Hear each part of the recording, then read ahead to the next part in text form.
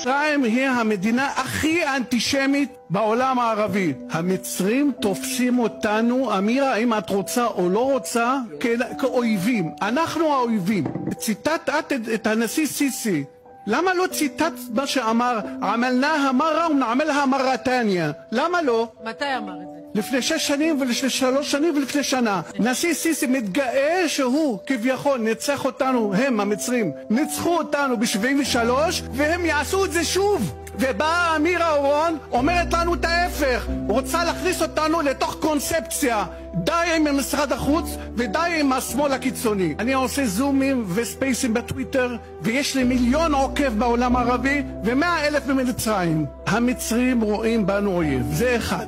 התקשורת המצרית רואה בנו אל-אחתילל, הכיבוש, אל-קיאן, דולת אל-קיאן, הישות, מקללים אותנו בוקר ערב, וזה בניגוד להסכמי קמפ דיוויד. הסתה יומיומית.